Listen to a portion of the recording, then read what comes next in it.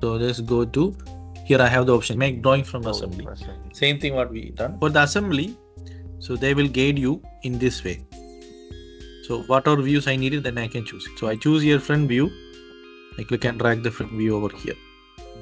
So now my front view is there. So I can generate the view, the other remaining views from here.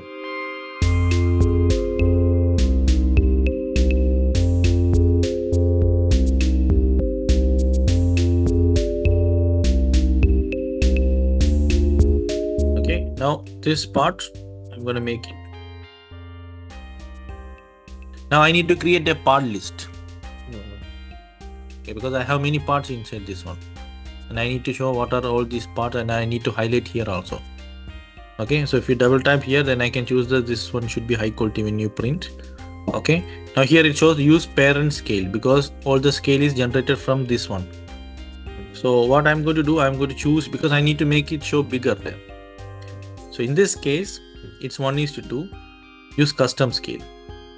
So what if I'm giving here like 1:10? It become again small there, correct? So I'm going to make it like 1:100. It's again going small there. So let's use this one as 1:1.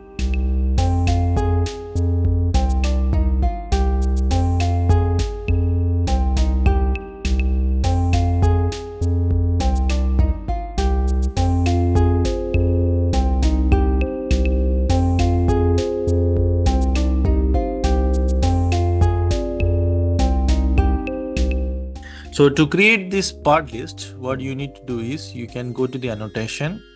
Okay, so from here I'm going to choose this option called the on the tables. If you expand the table, this is a general table, whole table, bill of material, so many things are there, but I choose here bill of material.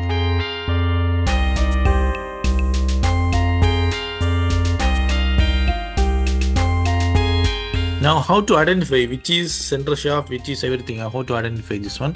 These are the item numbers. So in this case, we are going to add the balloons here.